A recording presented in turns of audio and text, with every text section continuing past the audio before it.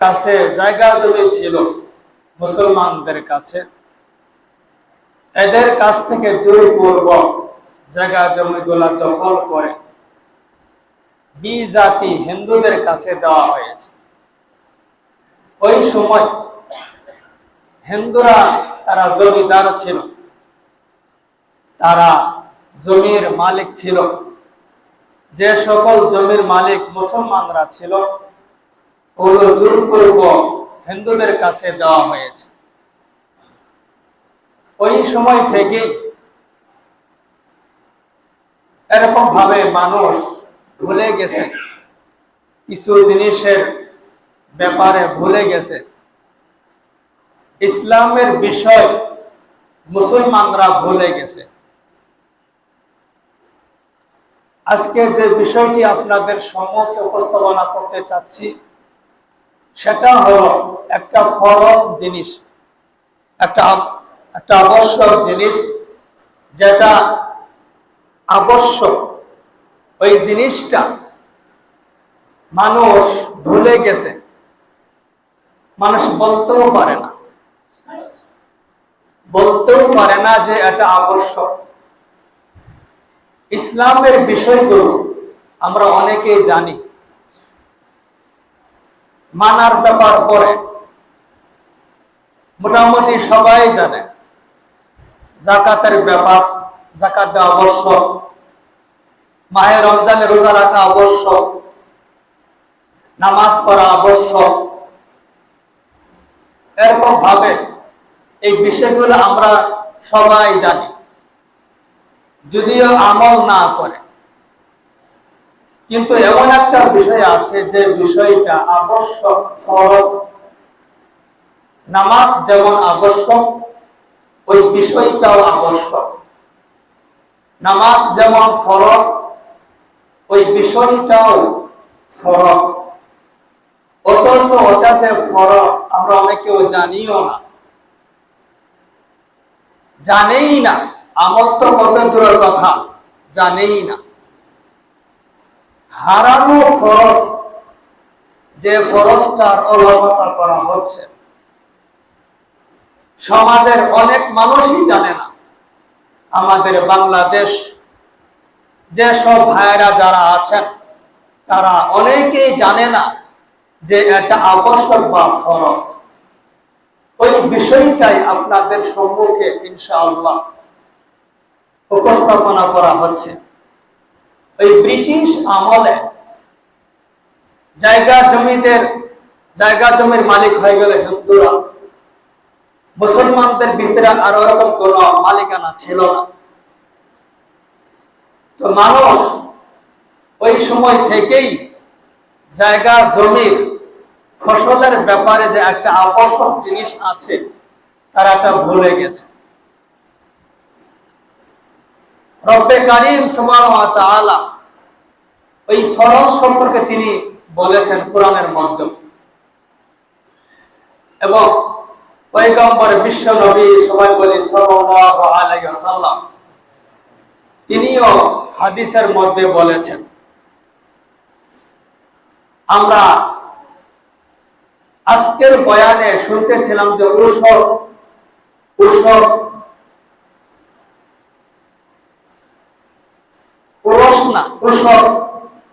জিনিসটা, উসর এটা হয় ফসলের ক্ষেত্রে। এটাকে সহজ ভাষায় এটা বলা যেতে পারে ফসলের যাকাত।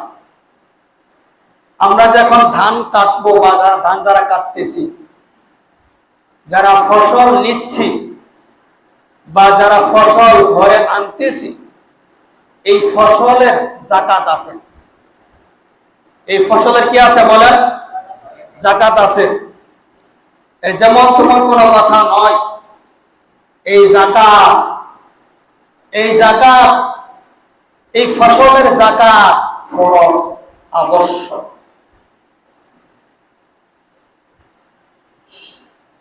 অধিকাংশ লোক বলতে পারবে না যে ফসলের যাকাত আবশ্যক কিনা, অথবা ফসলের যাকাত আছে কিনা। অনেকেই বলতে পারবে না, অনেকেই। 100-র মধ্যে 98 বলতে পারবো না। অথচ এই ফরজটা আমরা ছেড়ে দিচ্ছি, আমলে আনতেছি না। ফসল, আমরা যে দেশে বসবাস করি, ধান ধান হলো আমাদের প্রধান ফসল। ধানই বেশি, আবার এখন থেকে ভুট্টাও আছে, মানুষ কিছু ভুট্টাও করতেছে। এই সকল ফসলের যাকাত আছে। এই যাকাত আবশ্যক। এটা কিরকম আবশ্যক, কিরকম ফরজ, আগে একটা বুঝেন। আমরা নামাজ পড়ার জন্য আসছি, দৈনিক 5 বার নামাজ আদায় করা ফরজ বা আবশ্যক। মাহে রমজানে রোজা রাখা ফরজ বা আবশ্যক। যিনার অনেক মাল হয়েছে, সম্পদ হয়েছে, টাকা পয়সা হয়েছে, ওগুলো যাকাত দেওয়া ফরজ বা আবশ্যক। এমনি ভাবে আমরা যে ফসল কাটতেছি, ফসল আনতেছি, ভুট্টা করতেছি, এরকম ভাবে, অথবা কেউ কলা বাগানও করে, যে সকল আমরা ফসল করে থাকি, এই ফসলের মধ্যে যাকাত আছে। এই ফসলের যাকাত দেওয়া আবশ্যক বা ফরজ। তাহলে আমরা এটা জানলাম, এটা বুঝলাম, নিজের চাউল, নিজের ধান যেগুলো আমরা কেটে আনতেছি, ঘরে আনতেছি, এগুলার মধ্যে যাকাত দেওয়া ফরজ বা আবশ্যক। এখন শোনো, এই যে বলা হলো যে ফসলের যাকাত দেওয়া আবশ্যক বা ফরজ, এই বিষয়টি আরেকটু ক্লিয়ার করি। আমরা যে সকল আবাদ করি, এই আবাদগুলো আমরা দুই ভাবে করি। মেহরবানি করে আমার কোনো ভাই দেওয়ালে হেলান দিবেন না। দেওয়ালে হেলান দিয়ে অলসতা চলে আসবে, ঘুম আসবে। ওই ঘুম আসলে ও জুয়া গেল, নামাজে গেল, সবই গেল, কিছুই বলেন না। সম্মানিত হাজিরিন, সম্মানিত উপস্থিতি, আমরা আমাদের দেশে যে সকল ফসল করি, এই ফসলটা আমরা দুই ভাবে করি। সাধারণত এইদিকে নাই, যেটা আমরা দেখি শুধু একটা আছে এইদিকে, আরেকটা আছে অন্য অঞ্চলে। আমরা ফসল করি সাধারণত সেচের পানি দিয়ে, মোটরের পানি দিয়ে, মেশিনের পানি দিয়ে, এগুলা আমরা আবাদ করে থাকি। সার দেই, বিষ দেই, আবাদ করি, এভাবে আবাদ করে থাকি আমরা। আরেকটা আছে পানি দিতে হয় না, ন্যাচারালি, প্রাকৃতিক ভাবে আসমান থেকে বৃষ্টি বর্ষণের মাধ্যমে আবাদ হচ্ছে। পাহাড়ি জমি, যারা পাহাড়ে গেছেন, অথবা যাদের আত্মীয় স্বজন যাদের পাহাড়ে আছে, বা পাহাড়ে অঞ্চলে যাদের আত্মীয় স্বজন যারা আছেন, ওরা দেখবেন বিভিন্ন পাহাড়ে উঁচু স্থানে এরকম চাষ করেছে, আনারস লাগিয়েছে, ধানেরও চাষ করেছে। পাহাড়ের পানিগুলো আসে, ওই পানিতে ওদের আবাদ হয়। ওখানে স্বতন্ত্র ভাবে আর পানি দেওয়া লাগে না, সেচের ব্যবস্থা করতে হয় না। সেটাকে বলা হয় ন্যাচারালি, প্রাকৃতিক ভাবে পানির ব্যবস্থা হচ্ছে। এই হলো দুই ধরনের জমি। যে জমিটা আমাদের কাছে আছে, এটার ব্যাপারে বলছি। আমরা সাধারণত সেচের মাধ্যমে পানি দিয়ে থাকি, সেচের মাধ্যমে এগুলা ফসল হয়ে থাকে। কয়েক মাস কৃষক সে কাজ করে, এরকম ভাবে অনেক কষ্টের মাধ্যমে এরকম ভাবে ধানগুলো নিয়ে আসতেছে। গত 2 বছর আগে আসমানি বিপদ এর মাধ্যমে সবগুলা ফসল ধ্বংস হয়েছে নাকি হয় নাই? মনে আছে? মনে নাই? গত 2 বছর আগে রমজান মাসে এই আবাদের নাম কি, যে আবাদ করছেন এটা বুড়ো, এই বুড়ো আবাদ রমজান মাসে ফজরের টাইমে আমিও বেরোচ্ছি, নামাজে যাব। নামাজে গেলে আল্লাহ জানে, মনে মরি যেত, সবে আল্লাহ পাকের ইচ্ছা দিন। আমি আর বাড়াই নাই, আমি বলতে আল্লাহ চিলি কম করে বাড়াবো, এমন ভাবে শিলা বর্ষণ হয়েছে, আপনারা দেখেছেন। পরের দিন সকাল বেলা মানুষের হইচল্লা করে গেছে, একটার ফসল নাই। ফসলগুলো মাত্র বের হচ্ছে, কিছুদিন পরে কাটবে। গত 2 রমজানের আগের কথা বলতেছি। আসমানি বিপদের মাধ্যমে আল্লাহ মুহূর্তেই সমস্ত ফসলগুলো ধ্বংস করে দিলেন। ধ্বংস করার মালিক কে? কথা বলে মালিক কে? আল্লাহু তাআলা। সুতরাং রব্বে কারীম তিনি ইরশাদ করেছেন কোরআনের মধ্যে, ইল্লাল মুসাল্লিন, মুসলমানদেরকে বলা হয়েছে এরা কি করবে? আল্লাযীনা হুম আলা সালাতিহিম দাঈমুন,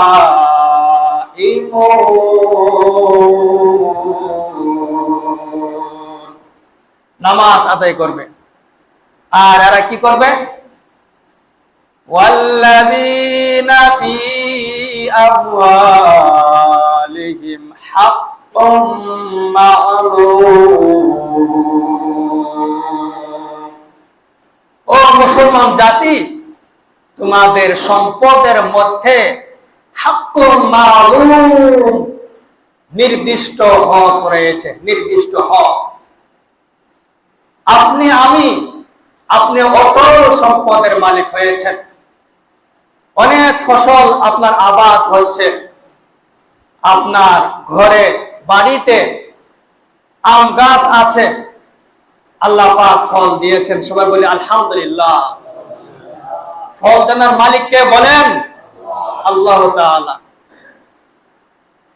এই যে আল্লাহ এতে কিছু দিচ্ছেন, হাক্কুম মা'লুম, এগুলার মধ্যে নির্দিষ্ট একটা হক আছে, নির্দিষ্ট একটা প্রাপ্য আছে, যেটা আমরা খেয়াল করি না।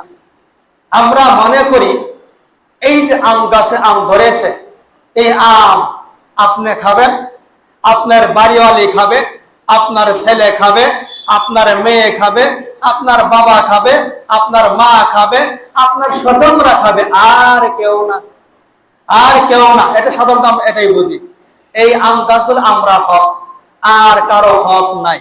অথচ রব্বে কারীম তিনি কত সুন্দর কথা বলতেছেন, হাক্কুম মা'লুম, তোমার সম্পদের মধ্যে নির্দিষ্ট হক রয়েছে, তার জন্য লিসাইলি ওয়াল মাহরুম। লিসাইলি, যে এসে বলল আমার একটা আম দেন, ওর হক আছে, ওর হক আছে আপনার আমের ক্ষেত্রে। যে এসে বলল আমার একটু চাউল দেন, ওর হক আছে আপনার চাউলের মধ্যে। যে এসে বলল আপনি আমার কাছে টাকা পয়সা দেন, আমি চলি, ওর হক আছে আপনার সম্পদের মধ্যে। যে এসে বলল আমার কিছু ধান দেন, আমি যেন খাইতে পারি, ওর হক আছে। কে বলছেন? আল্লাহ তাআলা বলছেন,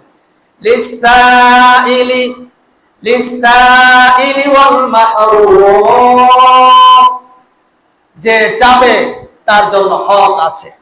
হক শুধু নিজের নয়, নিজের স্ত্রীর নয়, নিজের ছেলে মেয়ের জন্য নয়, যিনি চাবেন তার জন্য আপনার সম্পদের মধ্যে হক রয়েছে।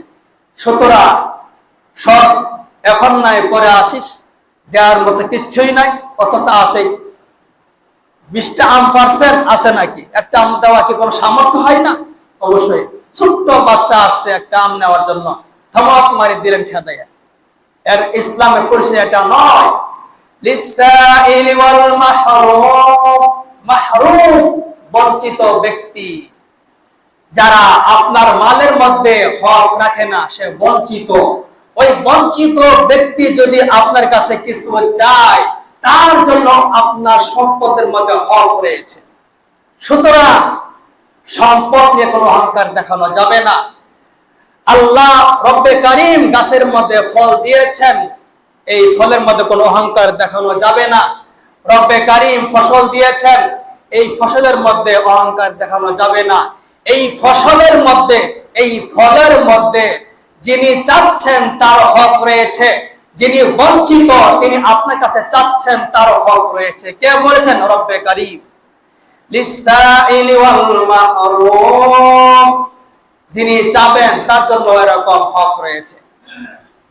আজকে জুমার নামাজ আদায় করার জন্য সম্মানিত মুসলিম کرام, আপনাদের সম্মুখে যে বিষয়টা উপস্থাপনা করতে চাচ্ছি সেটা হলো নামাজ যেমন আবশ্যক ফরজ, আপনার ফসলের যাকাত দেওয়া রকম ফরজ বা আবশ্যক। আপনি এখন ধান কাটবেন, ধান নিয়ে আসবেন বাসাতে। অনেকে আলহামদুলিল্লাহ এরকম ধান কাটার জন্য তারা এরকম ভাবে তৈরি হচ্ছে, আবার কেউ ধানগুলা কাটতেছে, ফসল কাটতেছে।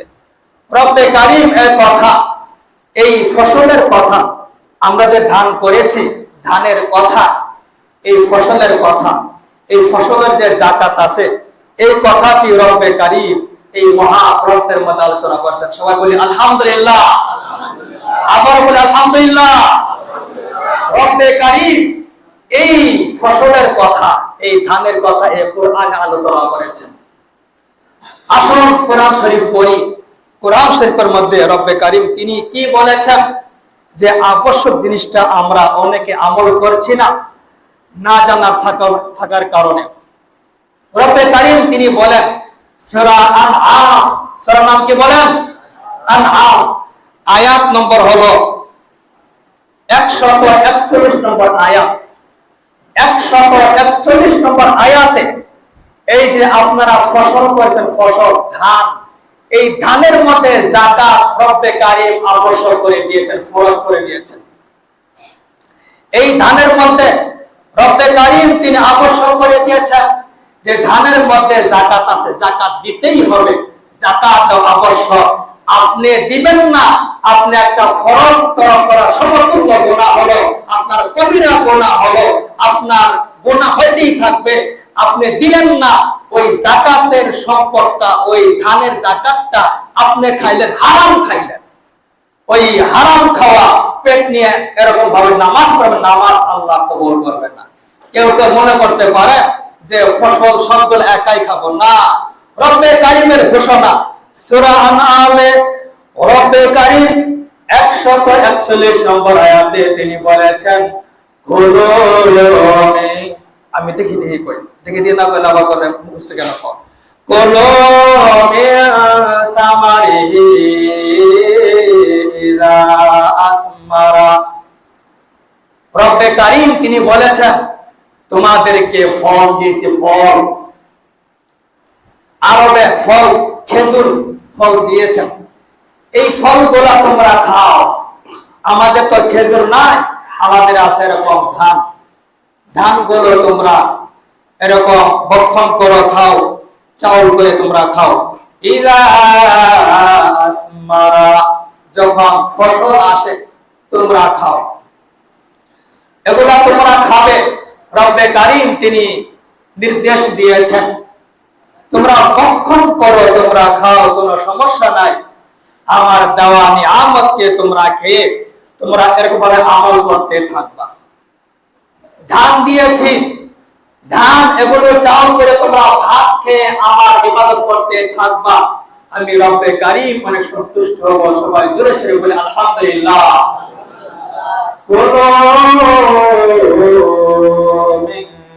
সামারিহি ইলা আসমারা, যখন ফসল তৈরি হয় ফসলগুলো তোমরা ভক্ষণ করো, তোমরা খাও। এরপরে রব্বে কারীম তিনি কি বলেন, কত সুন্দর কথা বলেন, ওয়া আতু হাক্কাহু ইয়াওমা হাসাদি। এই যে ফসলের যাকাত আবশ্যক করে দিলেন রব্বে কারীম।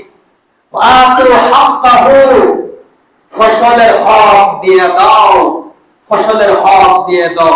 তাহলে বোঝা গেল ফসলের হক আছে, ফসলের হক গুলো দিয়ে দেওয়া লাগবে, অসহায় গরিবদেরকে দেওয়া লাগবে। কোন দিন? ইয়াউমা হাসাদি, যখন ফসলগুলো আমরা কেটে বাসাতে নিয়ে আসব। বাসাতে আনার পরে আমরা এরকম ভাবে এই ফসলের যাকাত দেওয়া আবশ্যক। যখন আপনি ফসলগুলো আপনার হাতে পেলেন, যখন আপনার ধান আপনার হাতে আসলো, ওই সময়ই এরকম ভাবে যাকাত দেওয়া আবশ্যক, ফরজ। যাকাত দেওয়া আবশ্যক, ফরজ। ওয়ালা তুসরিফু, অপচয় করো না। আমি যে ফসল দিলাম এই ফসলটা তোমরা অপচয় করবে না। ইন্নাহু লা ইউহিব্বুল মুসরিফিন, রব্বে কারীম অপচয়কারীকে তিনি পছন্দ করেন না। এই আয়াত দ্বারা আমরা সবাই এটা বুঝতে পেরেছি ফসলের মধ্যে যাকাত আবশ্যক। আপনি ফসল পেয়েছেন, এখন কি পরিমাণ আপনি যাকাত দিবেন? শোনো, 5% যাকাত দিবেন। 5%, ফসলের মধ্যে 5% এরকম ভাবে যাকাত দেওয়া আবশ্যক। অর্থাৎ 100 কেজি পেয়েছেন, 100 কেজি থেকে 5 কেজি ধান এরকম যাকাত দেওয়া আবশ্যক, ফরজ। আমি যদি মনে করি এই 5 কেজি ধান আমি গরিবদেরকে দিব না, অসহায়দেরকে দিব না, আমি যাকাত দিব না, এই 5 কেজি ধানের চাউল খাওয়া আপনার জন্য সম্পূর্ণ হারাম। হারাম চাউল খেয়ে নামাজ আদায় করবেন, নামাজ রব্বে কারীম তিনি কবুল করবেন না। সুতরাং আমরা নিজেদের ফসলগুলো যাকাত দেব ইনশাআল্লাহ তাআলা। সবাই বলি আমিন। এইভাবে হিসাব করবেন, প্রতি 100 কেজিতে 5 কেজি অর্থাৎ 5% যাকাত আসবে। এখন আসেন আবার রব্বে কারীম যেহেতু তিনি এখানে এরকম ভাবে কি পরিমাণ ধান হলে যাকাত দেওয়া লাগবে এটা উল্লেখ করে নাই, সেজন্য কম বেশি যাই কিছু পান সেখান থেকে এইভাবে এরকম ভাবে যাকাত দিবেন।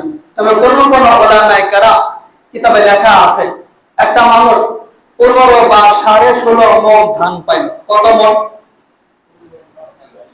আপনি বলেন কত মণ কইছি? 15 মণ বা 16.5 মণ। এই পরিমাণ যদি কেউ ধান পা নিম্নে যদি এই পরিমাণ কেউ যদি ধান পা নিম্নে, তার উপর অবশ্যই যাকাত দেওয়া আবশ্যক। তবে রব্বে কারীম যেহেতু তিনি এটা নির্দিষ্টভাবে করেন নাই, এজন্য কম বেশি যাই পাই ধান এগুলা সবগুলোর মধ্যে যাকাত আবশ্যক হবে।